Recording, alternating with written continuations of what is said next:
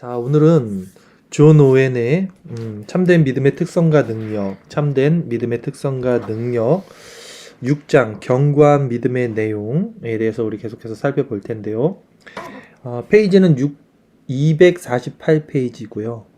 이제 성경적 믿음이 무엇인지에 대해서 그래서 우리 지금 믿음에 대해서 나누고 있었습니다. 자, 그래서 참된 믿음은 무엇인가? 성경적 믿음은 무엇인가에 대한 부분 함께 나누도록 하겠습니다. 제가 248페이지부터 읽도록 하겠습니다. 그러므로 지금부터는 성경이 믿음을 말할 때 사용하는 적당하고 비유적인 여러 표현들과 어느 정도 일치할 수 있는 범주 내에서 믿음에 대한 개괄적인 설명을 말씀드리려고 합니다. 먼저 성경이 믿음을 어떤 표현으로 묘사하고 있는지를 말씀드린 후에 믿음을 개괄적으로 설명해 드리겠습니다. 자, 성경은 믿음을 어떻게 표현하고 있을까요? 바라보다, 보다, 맛을 보다, 달려가다, 피난처로 피하다, 신뢰하다 이런 표현을 써서 믿음을 표현하고 있다, 묘사하고 있다 라고 외는 말을 합니다. 이제 본격적으로 성경적 믿음, 첫 번째 믿음에는 제가 앞에서 제일 첫 번째로 말씀드린 것이 반드시 있어야 합니다. 즉 하나님의 약속은 전적으로 참되다고 동의하는 일이 반드시 있어야 합니다. 믿음에는 하나님의 약속은 전적으로 참되다 라는 확신, 이 동의가 반드시 있어야 합니다. 하나님께서는 약속하신 것을 능히 신실하게 이루신다는 사실로 인해서 그와 같이 동의하는 일이 반드시 있어야 합니다. 즉 하나님에 대한 전적인 주권의 인정, 그분의 신실하심을 믿는 그 확실한 마음과 믿음, 이것이 필요하다는 것입니다. 물론 이것이 믿음의 전부는 아닙니다. 하지만 분명히 이것도 하나님의 증거나 증언을 영접하는 일의 한 가지 요소입니다. 요한복음 3장 33절 말씀인데요. 요거 한번 제가 찾아서 읽어드릴게요. 요한복음 3장 33절 말씀 제가 잠깐 읽어드리겠습니다. 그의 증언을 받는 자는 하나님이 참되신다는 것을 인쳤느니라. 아멘. 자, 하나님은 참되시다 라는 것을 믿는 것이 믿음의 첫 번째 특성이라고 할 수 있겠죠. 이어서 읽겠습니다.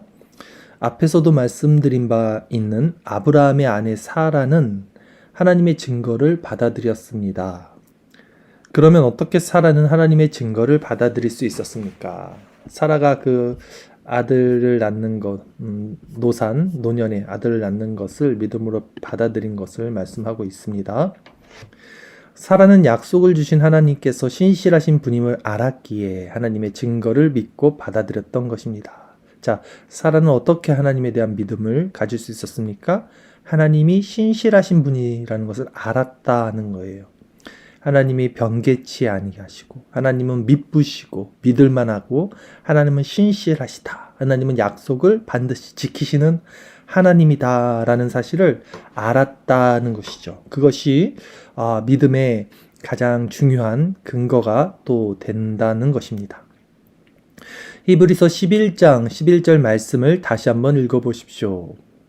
믿음으로 사라 자신도 나이 늙어 단산하였으나 잉태하는 힘을 얻었으니 이는 약속하신 이를 미쁘신 줄 알미라. 인간의 눈으로 할 수 없는 것, 불가능해 보이는 것이 하나님의 말씀을 믿을 때 그 하나님의 신실하심을 통해서 이루어지는 것을 우리는 성경을 통해서 많이 봅니다. 믿음의 선진들은 모두 다 이렇게 현실을 바라보지 않았고 말씀을 근거하여 신실하신 하나님의 주권을 믿은 자들이었죠.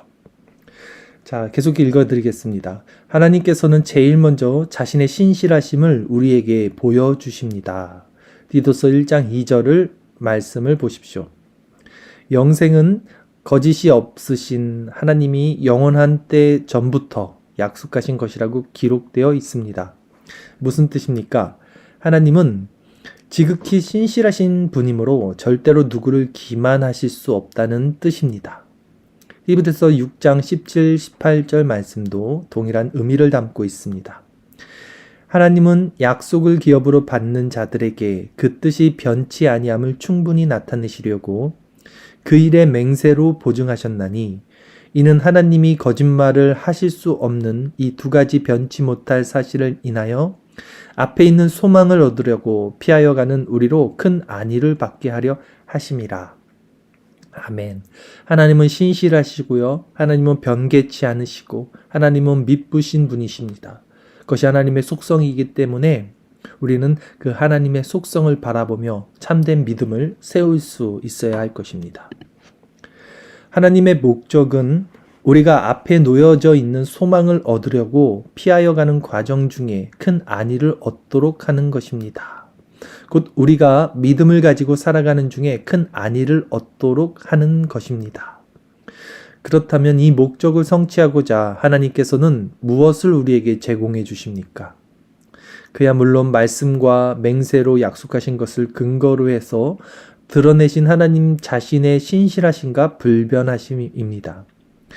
로마서 4장에 기록된 아브라함의 믿음은 이것을 포함하고 있습니다. 뿐만 아니라 아브라함의 믿음은 이것 때문에 칭찬을 받고 있습니다. 21절 말씀을 보십시오. 약속하신 그것을 또한 능히 이루실 줄을 확신하였으니. 아멘. 실로 성경은 하나님의 여러 가지 약속을 말해주는데 이렇게 말씀드려도 좋을지 모르겠지만 하나님의 그런 속성들 때문에 우리 영혼은 하나님의 약속을 참되다고 인정하며 받아들여야만 합니다. 그 중에서도 특별히 두 가지 속성이 통상적으로 언급됩니다. 첫째는 하나님의 능력입니다. 전지전능하시다는 것이죠. 방금 전에 인용한 로마서 4장 21절 말씀과 로마서 11장 23절 말씀이 그 실례입니다. 저희도 믿지 아니하는데 거하지 아니하면 접붙임을 얻으리니 이는 저희를 접붙이실 능력이 하나님께 있음이라. 로마서 11장 23절. 둘째는 하나님의 신실하심입니다. 앞에서도 인용한 바 있는 여러 성경 구절과 그 밖에 많은 성경 구절이 실례입니다. 요컨대 만일 우리가 믿고자 하는 의사를 가지고 있다면 하나님의 신실하심과 능력 때문에 우리는 다음과 같은 일을 해야 한다는 것입니다. 자, 여기까지만 보고 한번 말씀을 드리겠습니다. 많은 사람들이 하나님을 믿는 믿음을 세울 때 오늘 오웬이 말하는 이런 부분이 아니라 기도나 체험이나 은사나 신비나 감정이나 아니면 또 다른 이성이나 인간적인 이성이나 이런 것을 통해서 하나님을 찾습니다. 예. 많은 교회 안에서도 어떤 감정적인 것을 가지고 신비한 것을 가지고 하나님을 어떤 그 영적인 것으로 우리가 체험을 하는 것으로 이렇게 인식하고 하나님을 찾죠. 근데 그렇게 하나님을 찾을 수가 없습니다. 왜냐하면 첫 번째는 인간의 감정이나 이성, 마음, 생각 모두 다 부패했고 하나님을 알 수 있는 길이 없기 때문이에요. 부패한 걸 가지고 어떻게 하나님을 찾아 나갈 수 있겠습니까? 자, 그러면 하나님을 어떻게 알 수 있는가 했을 때 오웬이 오늘 정확히 말을 하는 거예요. 바로 하나님의 신실하심과 하나님의 전능하심이다. 하나님의 신실하심, 하나님의 전능하심, 이게 무엇입니까? 하나님의 속성이라는 거예요. 그러면 하나님의 그 속성을 우리는 어디서 알 수 있습니까? 말씀을 묵상하면서 알 수 있는 것이죠. 성경을 통해서 하나님의 속성이 그 안에서 그 신실하심이 드러나고 그 능력 많으심이 드러나기에 오직 그것을 통해서 우리가 하나님에 대한 신실하심과 또 그분의 능력의 많으심을 마음으로 믿게 되는 것, 거기서 참된 믿음이 시작되는 거예요. 이게 여러분 다 아는 것 같이 느껴져도요, 정확히 이 부분을 통해서 우리는 하나님을 알아야 됩니다.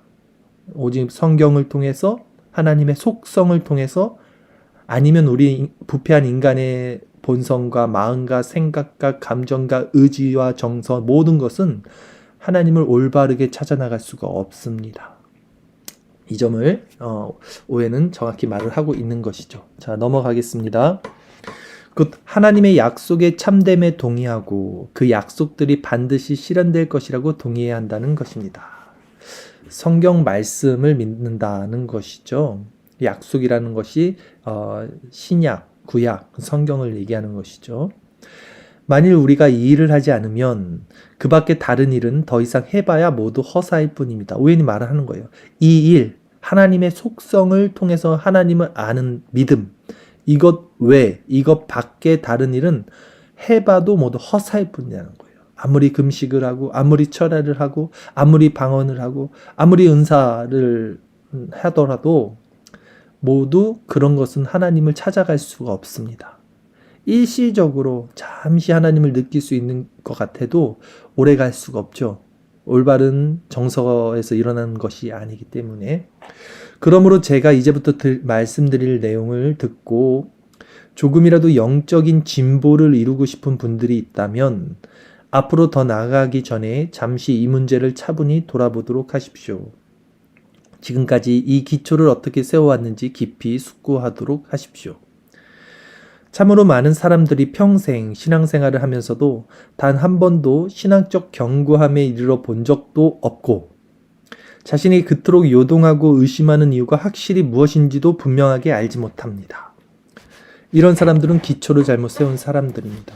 저는 이 말씀에 전적으로 동의가 일어나요. 오늘날 오늘날 교회 안에 있는 사람들도 마찬가지죠. 신앙생활을 10년, 20년, 30년을 해도요. 성화의 열매가 일어나지 않습니다. 신앙이 자라지 않아요. 그 사람 마음 가운데 거룩한 어떤 순종과 하나님을 경외하는 모습이 오히려 무뎌지고 매너리즘에 빠지고 율법주의에 빠지고 자기의 목은 더 굳어질지언정 더 열매 맺는 모습을 보기가 쉽지 않습니다. 왜 그렇습니까? 이들이 알지 못했던 거예요. 참되게 하나님을 아는 방법을 몰랐던 거예요. 기초를 잘못 세웠던 거예요. 그렇게 가르치는 사람들이 없었던 것이죠. 하나님의 약속과 관련하여 하나님께서 얼마나 능력이 많으시고 또 얼마나 신실하신 자를 인정하고 받아들이는 맨 첫 번째 이 일이 그들의 영혼 안에서 그리고 그들의 영혼에 의해서 분명하게 거듭 행사된 적이 단 한 번도 없었던 것입니다. 은사주의, 감정주의, 인본주의, 신비주의 이런 모든 것들은요. 말씀을 통해서 하나님을 바로 아는 지식 다음에 이어져야 되지 하나님의 속성을 알지 못한 상태에서 일어나는 모든 이런 감정적인 어떤 신앙의 모습들은 견고한 신앙으로 세울 수 없어요. 그 사람을. 건물의 겉모양이 아무리 휘황찬란할지라도 만일 그 건물의 기초가 부실하다면 당연히 그 건물은 흔들리게 되어 있고 결국은 무너지고 말 것입니다. 바로 이 말씀이에요. 먼저 건물의 기초, 하나님의 속성을 말씀, 성경을 통해서 우리가 확실히 내면에 새겨놓고 그 위에 하나님이 주신 은사와 또 기도와 우리의 그런 어떤 감정을 세워야 된다는 거죠. 이게 반대로 돼버리면 아니면 그 건물의 기초가 부실하면 하나님의 속성을 우리가 바로 아는 지식이 부족하면 결국은 무너지고 말 거라는 것입니다. 그러므로 여러분에게 이런 결과가 일어나지 않도록 주의하십시오. 하나님의 약속은 참되며 반드시 실현될 것이라고 동의하는 것은 하나님을 신뢰하는 마음의 첫 번째 기초입니다. 이 기초가 여러분 안에 어떻게 세워져 있는지를 신중하게 살펴보십시오. 자, 신중하게 살펴보라는 거예요. 이게 무슨 말입니까? 하나님의 약속은 참돼, 하나님의 약속은 신실해. 이거 누구나 다 동의하는 것 같아요. 그런데 정말 동의하는가? 제가 이번 주일 설교도 전했죠. 하나님의 주권과 섭리를 믿는 사람들의 삶은 실제적으로 종말론적 신앙과는 살아갈 것이다. 우리는 실천적 무신론자, 하나님은 참되시고 하나님은 신실하시다고 고백을 하는데 실제 삶 가운데서는 하나님의 주권을 인정하지 않는 사람들의 모습처럼 살아간다고요. 그래서 웬도 이 기초가 이 하나님의 신실하심과 이 하나님의 전능하심, 즉 이 하나님의 속성이 여러분 안에 어떻게 세워져 있는지를 신중히 살펴보라고 권면하는 것입니다. 여러분은 과거에 여러분의 믿음을 지지해 주던 다른 모든 것들이 더 이상 아무런 도움도 주지 못하는 상황에 처할 수도 있습니다. 너무나 무서운 말씀이에요. 여러분이 평생을 했던 모든 신앙의 모습들이요, 마지막 죽음 앞에 설 때 다 부질없는 것이 되고 다 여러분을 온전하게 하나님 앞에 세울 수 없는 것들이 그때 드러날 수 있어요. 실제 말씀을 통해서 하나님에 대한 속성을 우리가 바로 알고 그 안에서 그리스도와 연합되는 그 실제적인 우리 신앙이 없다면 마지막 심판 때에 서기 전에 죽음 앞에 설 때 그런 모든 것, 여러분의 믿음을 지지해 주던 모든 것들은 도움을 주지 못하는 상황에 처할 수 있다라는 것입니다. 그런 위급한 상황일지라도 이 기초가 여러분 안에 온전하게 세워져 있다면 여러분은 완전히 무너지지 않을 것입니다.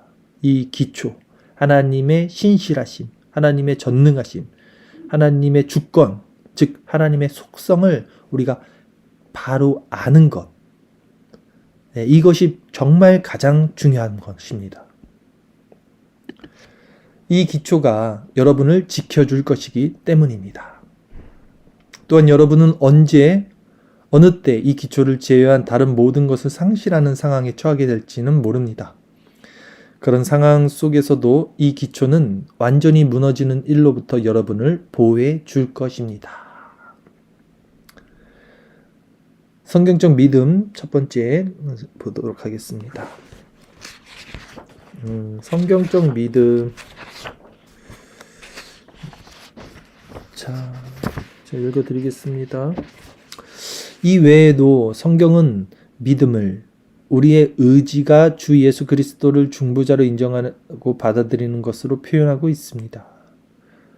성경은 하나님의 주권, 즉 하나님의 신실하심과 전능하심 외에도 믿음을 우리의 의지가 주 예수 그리스도를 중보자로 인정하고 받아들이는 것으로 표현하고 있다는 거예요. 그러니까 처음에는 지성, 지각, 그리고 이제 의지에 대해서 말을 하는 것입니다.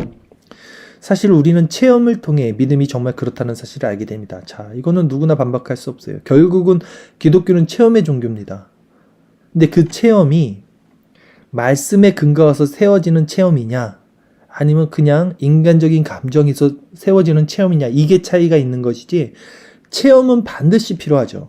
왜? 인간이 체험이 없이 어떻게 하나님을 알 수 있겠습니까? 그렇죠? 그리스도를 중보자로서 인정하고 받아들인다는 것은 자신이 맡으신 구원 사역을 완수하심으로써 죄인인 우리가 하나님 아버지께 나갈 수 있는 유일한 길이시고, 우리가 하나님께 받아들여질 수 있는 유일하고 충분한 근거이시며 하나님 앞에서 우리의 유일한 의가 되시는 분으로서 그리스도를 인정하고 받아들인다는 것입니다. 어떤 사람들은 믿음을 다음과 같이 설명해 왔습니다.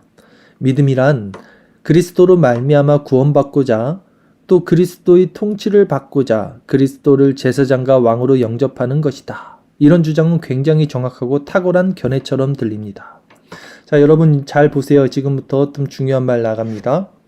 오늘날 은사주의권에서 말하고 있는 어떤 메시지가 여기서 정확히 오웬이 지적을 하는 거예요. 다시 한번 보세요.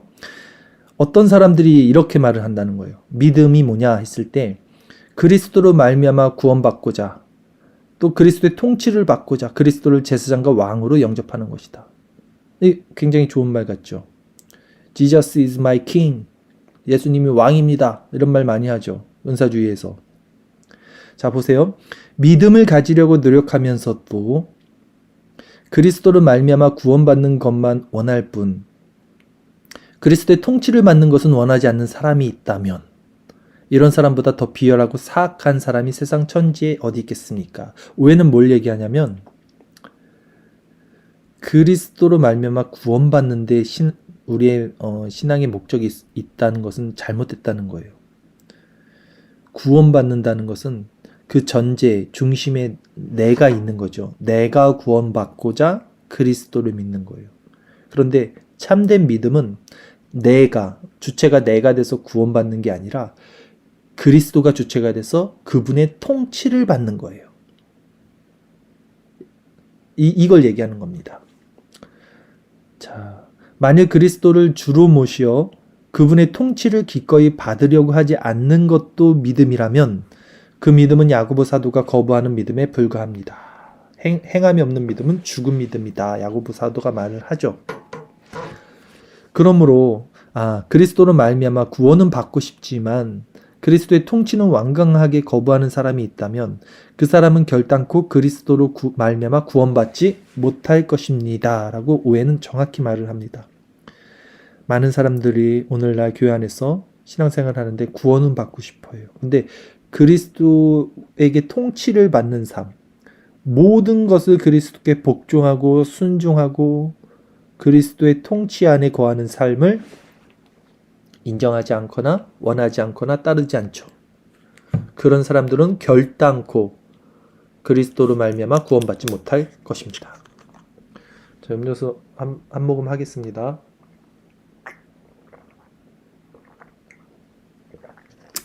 우리는 그리스도의 모든 것을 영접해야만 합니다. 어중간하게 그리스도를 영접해서는 절대 안 됩니다. 그리스도의 한두 가지 직분과 관련해서만 그리스도를 영접하는 것이 아니라 그리스도의 모든 직분과 관련해서 그리스도를 영접해야 한다는 것입니다. 이처럼 믿음이란 그리스도로 말미암아 구원받고자 또 그리스도의 통치를 받고자 그리스도를 제사장과 왕으로서 영접하는 것이다 라는 말은 정확하고 탁월한 견해인 것처럼 들리고 정말 그럴듯하게 보입니다. 물론 이 말의 내용에는 진리도 포함되어 있습니다. 그러나 사람들의 말을 겉으로 듣고 판단해서는 안 됩니다. 무슨 뜻으로 그렇게 말하는 것인지 반드시 알아야 합니다. 그래야 실수가 없는 것입니다. 믿음에 관하여 그것은 그리스도를 제사장과 왕으로 영접하는 것이다 라고 말하는 사람들에게 그 말이 무슨 뜻이냐고 물어보십시오. 그들은 다음과 같이 대답할 것입니다. 그리스도를 왕으로서 영접하는 것은 그리스도께 순종하는 것이다 라고 말입니다. 그러나 그렇게 되면 순종은 의롭다함을 얻는 믿음의 열매가 아니라 본질적 요소가 되어버립니다. 자, 여러분 잘 보셔야 돼요. 이 부분은 가장 어려운 부분인데요. 이 부분을 여러분들이 파악하실 수 있어야 됩니다. 바른 믿음을 가지려면 이 부분이 무슨 의미인지를 파악하셔야 돼요. 자, 보십시오. 다시 어떤 사람들이 그리스도를 제사장과 왕으로 영접하는 것이다 라고 말하는 사람에게 그거 무슨 뜻입니까? 그리스도를 왕으로 영접한다는 게 뭐예요? 라고 물어봤을 때 그 사람이 그리스도를 왕으로 영접하는 것은 그리스도께 순종하는 거예요 라고 말을 한다는 거예요. 틀린 말 같아요? 맞는 말 같습니까? 맞는 말 같죠? 왕에게 순종하는 거잖아요, 우리가. 그리스도를 왕으로 내가 영접하는 것은 그리스도께 순종하는 거야. 그러나 그렇게 되면 순종은 의롭다함을 얻는 믿음의 열매가 아니라 본질적 요소가 되어버립니다. 즉 순종이 주체가 되어서 내가 순종을 함으로써 믿음을 얻는 근거가 된다는 거예요, 이게. 따라서 이 사람들의 주장대로라면 칭의에 있어서 믿음과 행위 혹은 순종 사이에는 아무런 차이도 없게 됩니다. 무슨 말이냐면 구원을 얻는 것은 믿음이죠. 믿음은 성령의 선물이죠. 그리고 주체가 성령이죠. 그런데 그 믿음과 지금 이 사람이 말하는 순종과 아무 차이가 없는 거예요. 구원에 있어서 칭의, 의롭게 됨에 있어서 믿음이나 순종이나 똑같다는 거예요. 이 순종은 누구의 순종입니까? 나의 나의 의지, 나의 순종. 그런데 믿음은 사실 나의 것이 아니잖아요. 이 차이를 오해는 지적하는 거예요. 그러니까 사람들이 얼마나 알게 모르게 알미니암주의, 즉 인간의 근거한 믿음을 가지고 있는, 이게 본성적으로 가지고 있어요. 인간은 어쩔 수 없이. 왜냐하면 인간은 자신이 뭔가를 해서 구원을 얻는다는 것을 그냥 태생적으로 가지고 있습니다. 그러니까 인과율, 원인이 있어야지 결과가 있고, 내가 콩 심은 데 콩 나고 팥 심은 데 팥 난다. 하늘은 스스로 돕는 자를 돕는다. 이런 모든 인과율적인 구조가 인간에게는 그냥 내재되어 있어요. 태생적으로. 그러니까 당연히 구원도 믿음으로 얻는다. 하나님의 주권이다. 이게 다 말은 하지만 실제적으로 그 내면에 깊이 들어가 보면 자기 의를 통해서 구원을 얻으려는 것이 여전히 남아있다라는 지점입니다. 또한 이 사람들의 주장대로라면 믿음도 칭의의 조건이고 행위 혹은 순종도 똑같이 칭의의 조건이 될 것입니다. 이 알미니암주의잖아요. 의롭게 여기는 것이 믿음뿐만이 아니라 나의 행위를 통해서, 이게 로마 카톨릭 아닙니까? 공로주의. 이렇게 연결이 되는 거예요. 근데 굉장히 교묘하기 때문에 스스로 간파가 안 되고 그냥 이렇게 넘어가는 거예요. 두리뭉실. 맞는 말 같으니까. 최근에 저는 어떤 사람의 글을 읽고 충격을 받은 일이 있었습니다. 그 사람은 다음과 같이 기록했습니다. 칭의에 있어서 믿음과 행위는 동일하게 중요한 역할을 한다. 이것은 종교개혁에 있어서 영국교회가 끊임없이 주장했던 한 가지 중심 원리였다. 어떤 사람이 뭐라고 얘기냐면, 지금 ONA 시대죠. 1600년도 시대인데, 칭의, 의롭게 됨에 있어서 믿음과 행위가 동일하게 중요한 역할이에요. 굉장히 잘못된 표현이죠. 칭의는 믿음으로만 연결이 돼야 돼요. 믿음의 주체는 성령이 돼야 되고요. 그런데 이 사람이 지금 행위가 믿음과 동일시하게 중요한 역할을 했고, 그것이 종교개혁에 있어서 영국교회, 지금 이 16세기 청교도, 이 영국교회가 끊임없이 주장했던 한 가지 중심 원리였다라는 표현을 쓴 거예요. 그래서 이제 오웬이 그걸 보고 충격을 받고 이제 어떻게 반응하는지 보십시오. 저는 이 대목을 읽고 너무나 큰 충격에 휩싸일 수밖에 없었고 다음과 같은 결론을 내리지 않을 수 없었습니다. 그 삶이나 나나, 그 사람이나예요. 그 사람이나 나나, 둘 중에 한 사람은 태어나자마자 죽은 사람임이 틀림없다. 이렇게 강력하게 표현하는 거예요. 아니면 영국교회가 둘로 분리되어 있어서 그 사람이 모르는 영국교회가 하나 더 있든지, 아니면 내가 모르는 영국교회가 하나 더 있든지, 둘 중에 하나일 수밖에 없다. 그렇지 않고서 어떻게 그렇게 터무니없는 주장이 나올 수 있겠는가라고 반문을 하는 것이죠. 저 사람이 주장하는 그릇된 편견은 너무나 강력하여 사람들에게 설득력을 발휘하는구나. 저는 그렇게 결론 내렸습니다. 이 사람이 이렇게 말한 이유가 왜겠습니까? 당시 이런 인간의 당시뿐만이 아니죠. 오늘날도 마찬가지예요. 인간의 어떤 행위나 의지, 공로 이런 것들을 인간은 버릴 수가 없어요. 그런 것들을 옆에서 살살살 이렇게 해주면 덥석 물죠. 그것이 정말 구원에 이르는 길로 인간들은 생각이 들기 때문이죠. 그러나 이제 여러분이 생각해 보십시오. 오웬이 말합니다. 사람들이 주장하는 것처럼 과연 그것이 영국교회 교리입니까? 최근 몇 년 사이 영국에서 그런 교리가 가르친 바 있습니까? 즉 청교도들은 이런 사상을 가르친 적이 없다는 거예요. 청교도들은 개혁 신학이고 칼빈 신학이었기 때문에 절대 인간의 행위나 의지를 칭의와 연결시키지 않습니다. 언제 어디서나 언제 어디에서 어떤 사람들이 그런 교리를 가르쳤습니까? 기껏해야 교황주의자들 누굽니까? 로만 카톨릭 이들은 그렇게 가르치죠. 왜? 행위구원을 얘기하니까, 인간의 공로주의를 얘기하니까. 소시니안들이 전부이지 않습니까? 소시니안들은 누구냐면 이 사람들도 17세기, 그러니까 1600년도에 있던 이제 등장했던 사람들이고요.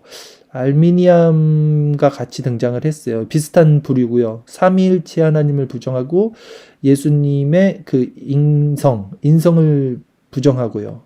그래서 예수님의 인성을 부정하다 있고 또 어떤 공로주의적 사상, 인간의 의를 또 고무시키는, 그래서 인간의 공로를 가지고 도덕주의 또 윤리주의 이것을 통해서 구원을 얻는 것을 또 이렇게 연결시키는 그런 어떤 이단들이었습니다.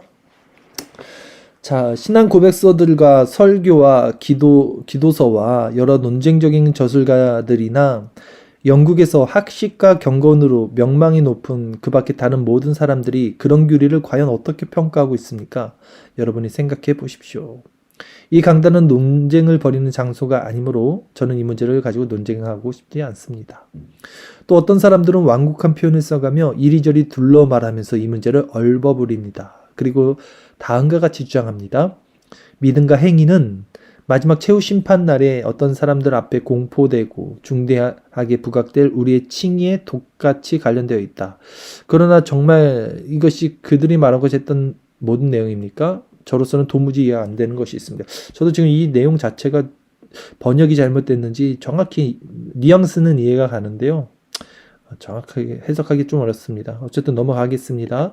마지막 페이지입니다. 그들은 하나님의 백성들의 평강을 어지럽히고 종교개혁의 위대한 근본 조항들을 뒤흔들어 놓은 일에 대해서 반드시 최후 심판 날에 심판을 받을 것인데 그때 하나님 면전에서 그들이 무엇이라고 변명할 것인지 도무지 이해가 되지 않습니다. 그러나 한 가지 분명한 사실이 있습니다. 새로운 것들을 사랑하는 사람들의 경우 문제가 발생하면 어쩌다가 길을 잃어서 그렇게 되었노라고 핑계를 꾸며대면서 비겁하게 꽁무니를 빼거나 숨어버린다는 것입니다. 그렇죠?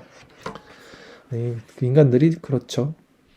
자, 믿음이 그리스도를 주와 왕으로 영접한다는 것은 사실이요. 우리도 그것을 인정합니다. 그러니까 어려운 거예요. 이단들이 틀린 말을 안 해요.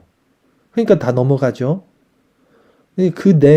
정말 분별할 수 있는 어떤 능력이 없으면 간파하기가 정말 어렵습니다. 일반 교인들은 사실은 거의 불가능하다고 봐야죠. 그러니까 우리는 더 하나님의 속성을 공부를 해야 돼요. 왜냐하면 이런 하나님에 대한 지식이 있어야지만 우리가 참된 믿음을 분별할 수 있기 때문이겠죠. 그리스도를 주와 왕으로 영접할 의향이 전혀 없는 믿음. 현재 그리스도를 주와 왕으로 영접할 의향이 전혀 없는 믿음. 현재 그리스도를 주와 왕으로 모시고 있지도 않고 우리 구원의 대장이신 그리스도께서 우리에게 요구하시는 모든 순종을 영혼으로 하여금 이행하도록 만들지 않는 믿음은 결코 참된 믿음이 아닙니다. 그러나 의롭다는 행위와 관련되어 발생하는 바 의롭다 하는 믿음은 오직 의를 얻고 하나님 앞에서 연락되는 것만을 위하여 그리스도를 받아들입니다. 예, 무슨 말입니까? 그러니까 오직 의롭다 얻는 믿음은 인간의 행위는 아니다. 오직 인간의 행위, 즉 인간의 순종인 게 아니다.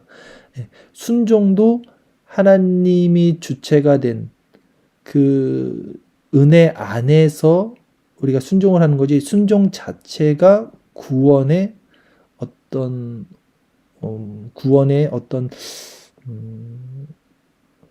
말이 생각이 안 나네요. 어쨌든 그렇습니다. 순종 자체가 구원의 어떤 뭐가 될 수 있는 게 아니다라는 것이죠. 또 한 가지 말씀드릴 것이 있습니다. 의롭다 하는 행위에 있어서 의롭다 하는 믿음은 죄를 전적으로 배제할 뿐만 아니라 인간의 선한 행위도 똑같이 배제한다는 것입니다. 의롭다는 행위에 있어서 의롭다는 믿음은 죄를 전적으로 배제할 뿐만 아니라 인간의 선한 행위도 똑같이 배제. 이게 무슨 말입니까? 의로우신 분은 하나님이시죠. 네.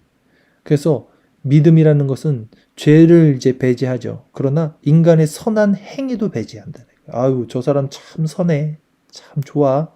사람 마음 참 좋아. 이거 다 배제한다는 거예요. 왜? 의로우시다는 거는 하나님이에요. 이게 왜냐? 인간 기준에서 의롭다는 것과 하나님 편에서의 의로움은 너무나 갭이 큽니다. 그래서 인간의 선함이 아무리 선하더라도 성경은 모든 사람들이 죄를 범하였으며 하나님을 떠났고 선한 이는 아무도 없다라고 말을 하죠. 예. 그렇기 때문에 인간의 선한 행위도 우리는 배제돼야 된다는 것이죠. 의롭다 하는 믿음은 그리스도께서 우리 의가 되신다는 것 때문에 의롭다 하는 행위에서 그리고 의롭다함을 얻고자 그리스도께 반응하고 그리스도를 받아들입니다. 그리고 우리는 그것을 인하여 그리고 그것으로 말미암아 의롭다함을 얻습니다. 자, 오늘 말씀을 잠깐 살펴봤는데요. 오늘 말씀은 참 우리 작금의 한국교회 또 오늘날 있는 어떤 은사주의나 잘못된 복음주의권 또 이런 보편적인 교회 안에서 잘못된 신앙이 있는 사람들에게 정말 경종을 울릴 수 있는 말씀입니다. 오해는 굉장히 강하게 말을 하고 있어요. 구원에 있어서 얻는 믿음은 믿음의 본질과 특성은 인간의 순종도 아니요. 또 인간의 어떤 의로운 행위나 또 선한 행위도 아니요. 그런 것들은 다 배제되어야 한다. 오직 하나님의 속성 가운데 그분의 신실하심과 그분의 전능하심 그것을 가지고 그러니까 그분의 속성을 가지고 우리는 믿음을 세워야 한다. 이렇게 분명히 말을 하고 있고요. 그 하나님의 속성 가운데 우리의 의지가 발동되고 그 의지가 순종을 만드는 데는 문제가 되지 않겠죠. 그런데 같은 말을 하더라도 잘못된 말들은 너무나 많기 때문에 우리가 그 말의 의도, 의중, 그 진의는 꼼꼼히 따져봐야 한다라는 것이 또 오늘 오웬이 말하는 어떤 핵심 요지였습니다.